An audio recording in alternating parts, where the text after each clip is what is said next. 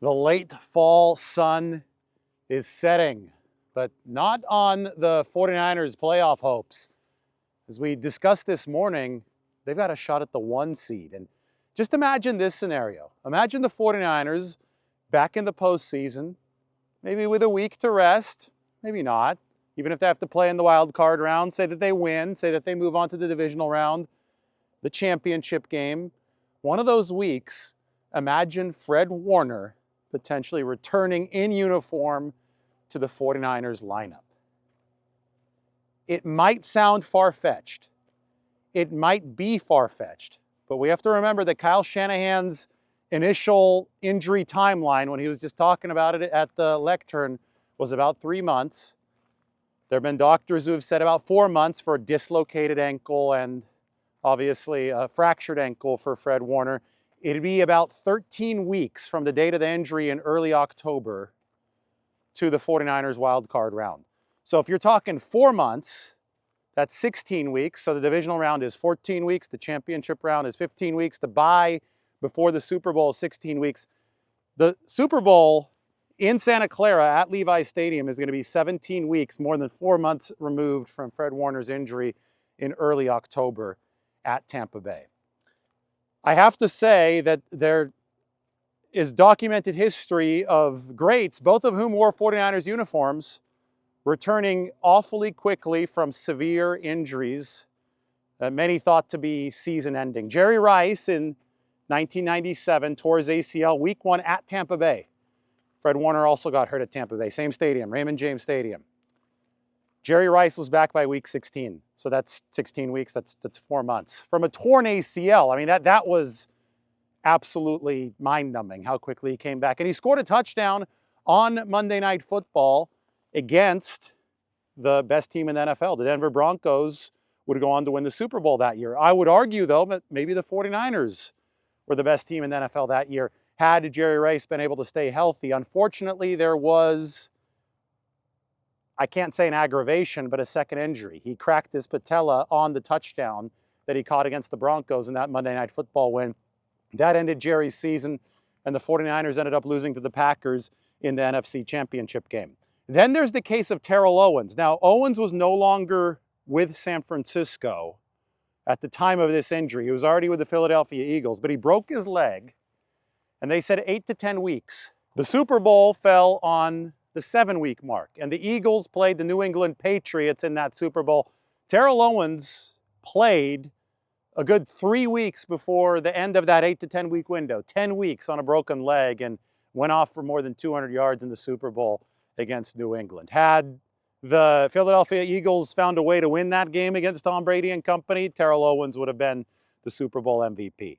So, arguably the two greatest receivers of all time. I would put Jerry Rice at number 1 and Terrell Owens at number 2, both of whom wore 49ers uniforms at the start of their careers. Jerry Rice for most of his career. Both of those guys came back ridiculously quickly from injuries that most thought would be season-ending, which is why you can't rule somebody like Fred Warner out until the fat lady has sung, because Fred Warner is in that tier of player. Fred Warner is going to be a Hall of Famer. Fred Warner is a game-changing linebacker. He is completely skewed how we look at that linebacker position. I mean, back in 2018, when the 49ers drafted him in the 3rd round, he's this skinny guy. You hear Robert Saleh talk about Fred. Just go back and look at that tape.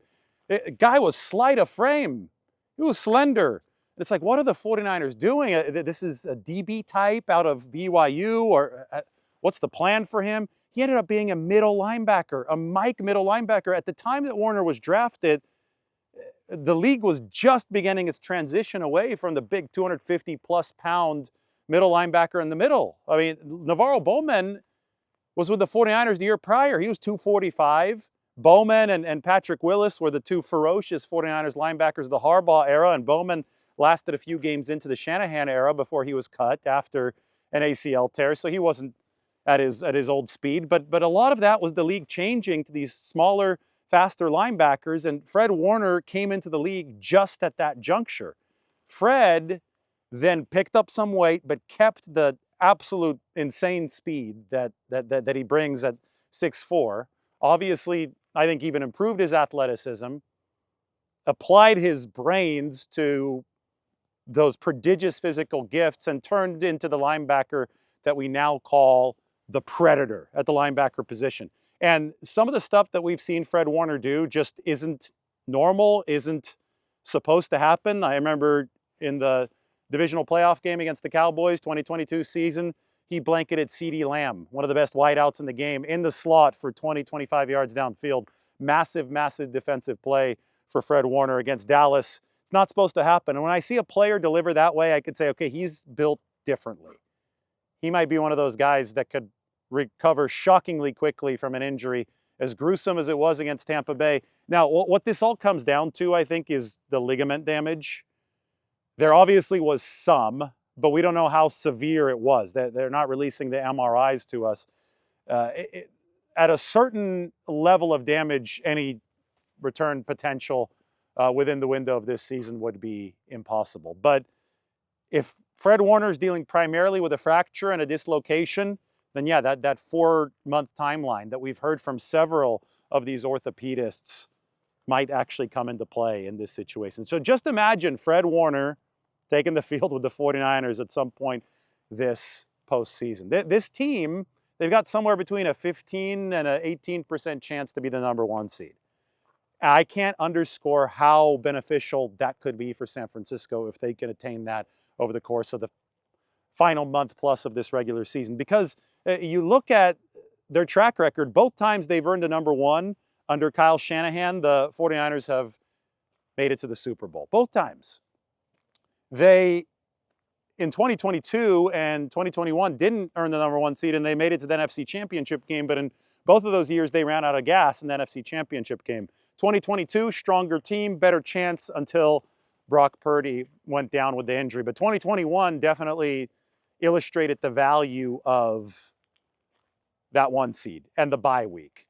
So, you know, you're looking at how wide open this league is right now, and you're saying anybody can beat anybody any given week. I mean, the 49ers skeleton crew beat the Rams back in week 5. So you look at the realities of the league and you say, well, anybody who can gain a significant advantage in January is going to be the odds-on favorite to make it through the bracket to Levi Stadium for the Super Bowl. And that 1 seed has to be on the 49ers sights right now. They've won 3 straight games. They've already beaten the Rams. They're going to win a 4th straight against the Tennessee Titans. That's where I'm at right now, in Tennessee. There's the sunset here in Franklin, Tennessee. You guys can take a look at the barn. You can see back to some of the trees. See, it's a wintry-like feel already. I say late fall. Well, that's because there are no more leaves on those trees, and we're only a couple weeks away from winter. But you look at the 49ers resume, they've just proven to be extremely tough to beat. Just go through their 3 losses or their 4 losses this year. First, they fell to the Jacksonville Jaguars. What were the circumstances there? 49ers were playing with an injured QB1, Brock Purdy. Wasn't healthy. He was coming off of turf toe in that game. Mac Jones was more hurt than him, so they couldn't go to QB2. So that hurt QB. They gave up a punt return for a touchdown to Parker Washington. That was the literal difference in the game. And another play that would have swung the game in the 49ers' favor was the bad pass interference call against Upton Stout. So despite, you know, the 49ers not having a healthy quarterback in that game against Jacksonville, they still would have won had it not been for 2 plays, one on special teams and one essentially a blown call from the officials. So obviously very close to winning against Jacksonville. The next loss was the game where Fred Warner got hurt, and that was against the Tampa Bay Buccaneers. 49ers were playing with QB2, a good Tampa Bay defense, and a completely decimated defense of their own, because that's the game where Fred Warner got hurt. So obviously very exceptional circumstances for the 49ers, ones that they don't plan to operate with moving forward, but those were enough to beat them in Tampa Bay. Then the 49ers lost to the Houston Texans. The Texans are the #1 defense in football. If you look at the drive stats, the points per drive allowed, Houston is #1. We said entering that game and leaving that game that this is one of the best pass rushes the 49ers will face. The Texans and the Browns were at the top of that list. 49ers had to play the Texans with QB2, with Mac Jones. They didn't play the Texans with Brock Purdy. Brock Purdy would have really helped the 49ers against the Texans, and maybe they would have even won that game had they had the same type of escapability that Brock Purdy put on tape against the Cleveland Browns, but they didn't have it. Water under the bridge, the 49ers lost to the Texans. And finally, they lost to the Rams, one of I would say that the strongest team analytically, at least offense and defense in all of football. The Rams came in and faced QB2. They didn't have to face Brock Purdy. And they also faced a completely beleaguered 49ers defense before it started to gain some confidence post Fred Warner and post Michael Williams. A lot of injuries, right? Michael had gotten hurt the week before. They faced the 49ers defense that was really, really leaking oil, and they dropped 42 points on them. However, I could put an asterisk by that game and say that the 49ers also beat the Rams with an absolute skeleton crew back in week 5.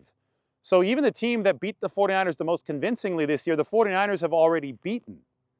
The main point is these 49ers are extremely tough to beat, and they will likely never face a set of circumstances as tough as the sets of circumstances that they faced over their 4 losses, which I just listed. Moving forward, Brock Purdy is healthy as their quarterback 1. If he gets hurt again, yeah, I mean, that would suck for the 49ers, but that's not the assumption that you work with at this point. You work with the assumption that Brock Purdy can play at an MVP level, which he did against the Cleveland Browns, which, I mean, he's been playing at a very, very high level whenever he's been healthy enough to play this season. So Purdy's on board now. George Kittle is healthy now. He wasn't healthy for the first few weeks of the year. He wasn't healthy against the Jacksonville Jaguars. You can add that to the list in week 4 for the 49ers. So you're going to have both of those guys.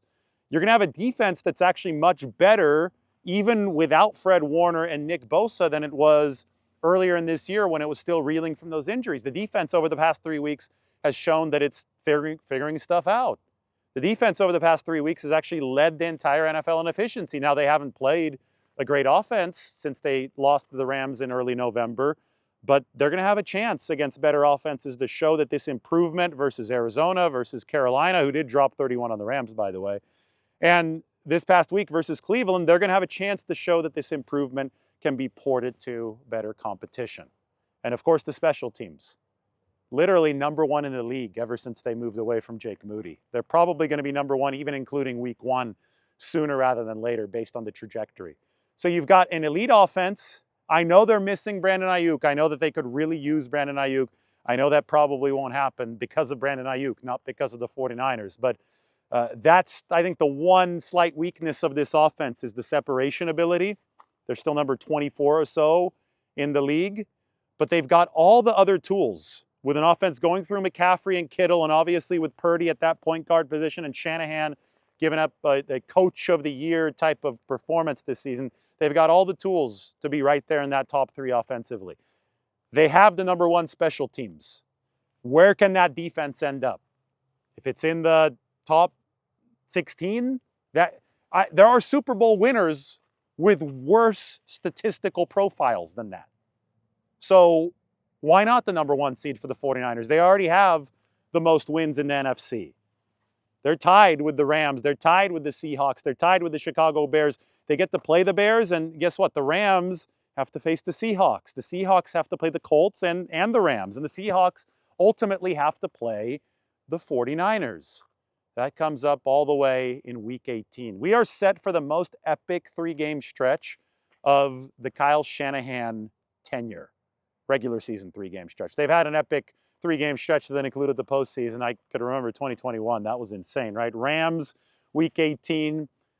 Dallas Cowboys wild card. Green Bay Packers divisional round. That was an epic 3-game stretch, followed by Rams again in the NFC Championship game. But just this 3-game stretch coming up after the Tennessee game of Indianapolis, Chicago, and then the Seattle Seahawks is going to be something. It's going to be something to truly behold. It's going to be spectacular.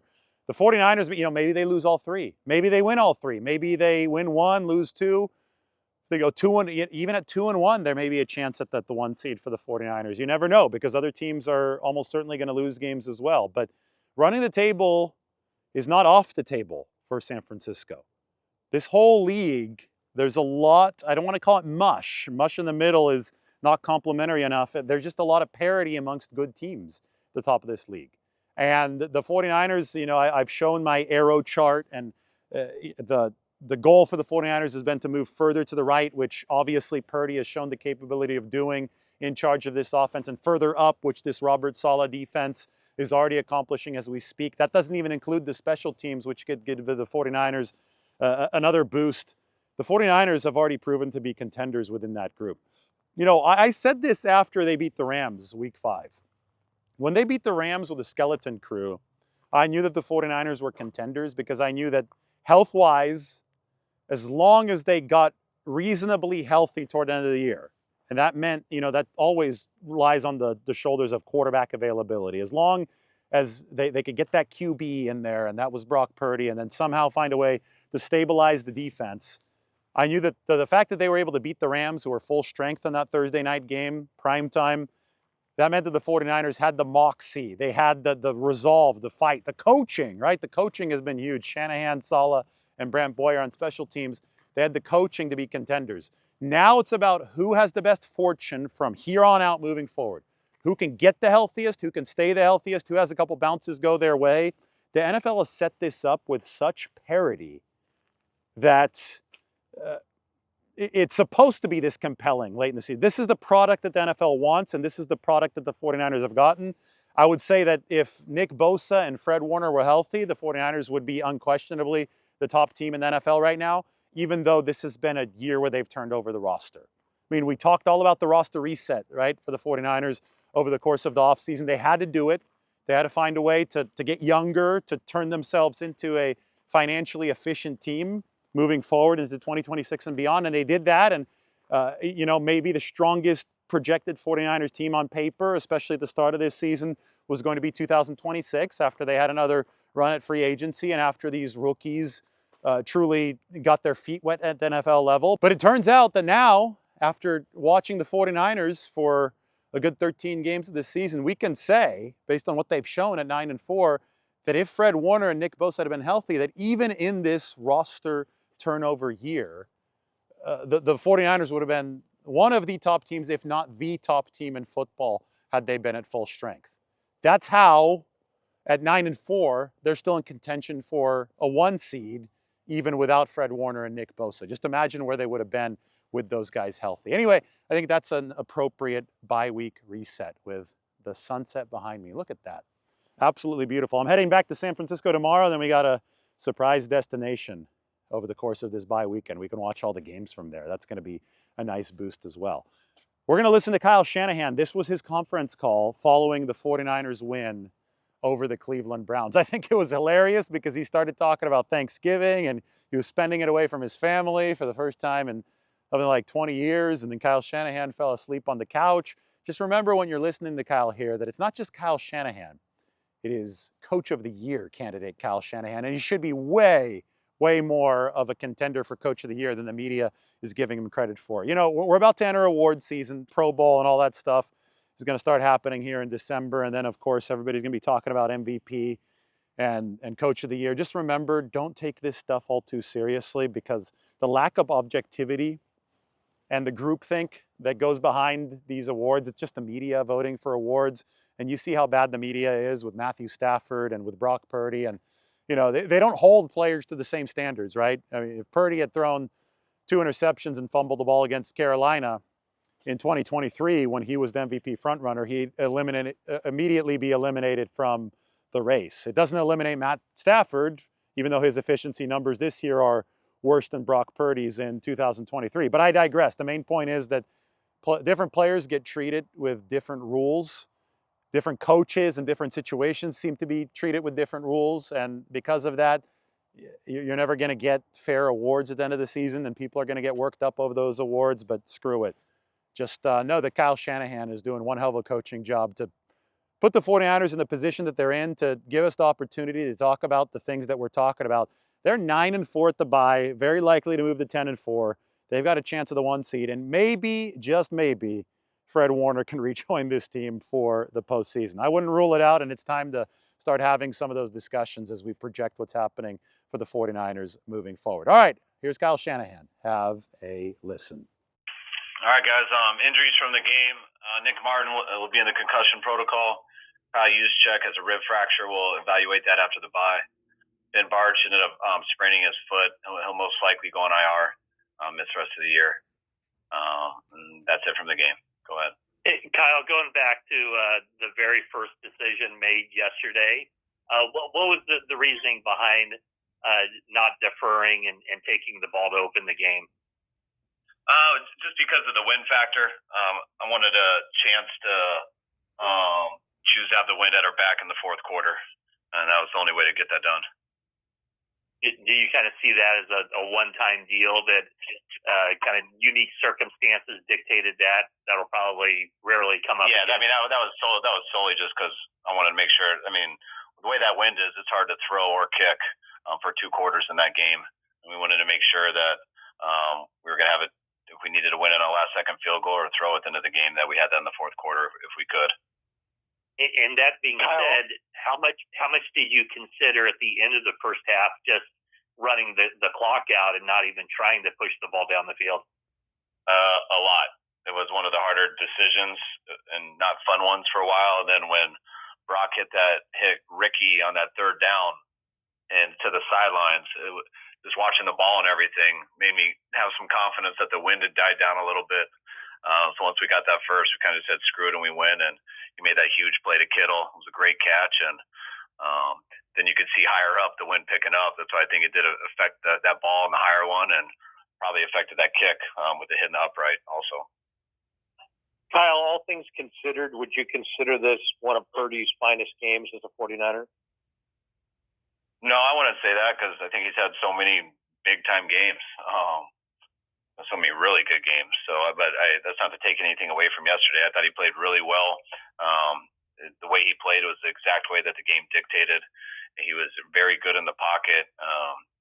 We blocked him, I think, very well in protection. But Brock also did a real good job not getting too deep, staying up in the pocket, being able to hang in there on some longer developing plays. He took care of the ball and made some big-time throws that got us points. Just a clarification on Ben Barch. Would it be possible for him to come back off of IR in the playoffs? And then a couple more injury questions after you answer that. They're still evaluating the necessary steps. We need to get surgery and stuff. So I didn't ask that. It didn't sound like it. We're looking at possible Liz Frank here. So that would surprise me, but not 100% sure. Okay. And then as far as coming out of the bye, are you hopeful that Tatum Bethune and maybe Yetur Gross-Matos will be ready to go after the bye? Yeah, we're hopeful. Tatum's coming off his high ankle, so I believe that would be 3 weeks. So that might be a little fast, but he's got a chance along with Samo.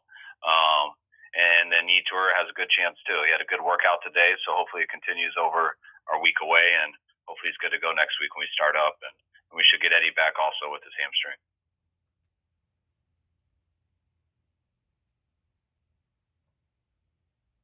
Kyle, a couple Browns players had some strong words about Juwan after the game. Did you see what they said, and what was your understanding of his involvement and whatever went down while Malik Collins was being carted off? Yeah, my understanding was, it had nothing to do with Malik. We got so much love for Malik. It just sounded like there was players standing around for a while because of the injury, and then they got chirping at each other, and I don't know what words were said, but it sounded like he offended some guys with the words, but it was just about words during an injury timeout. Is there anything that you have a conversation with him about after that, or it's just kind of the natural flow of the game?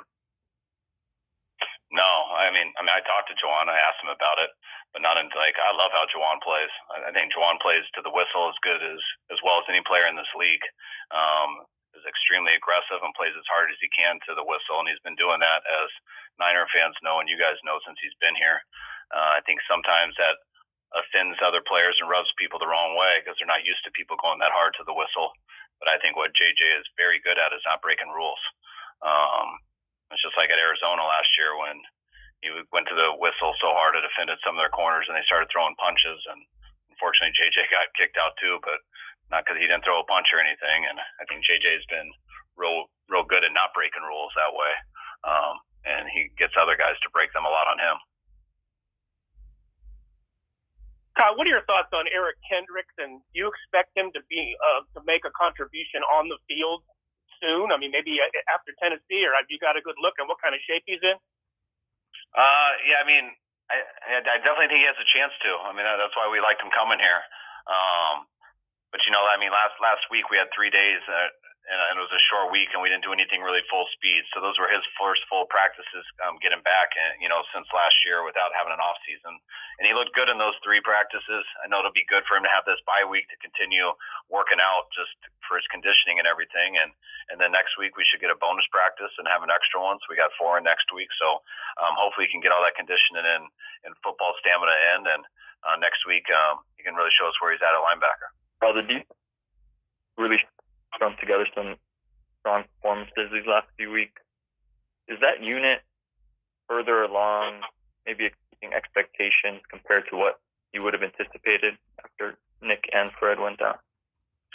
I mean, I think they're doing as we anticipated. I mean, some weeks have been better than others, but you go back to their first game without Fred and Nick together, following that Tampa Bay game. I thought we had one of our best defensive games of the year versus Atlanta.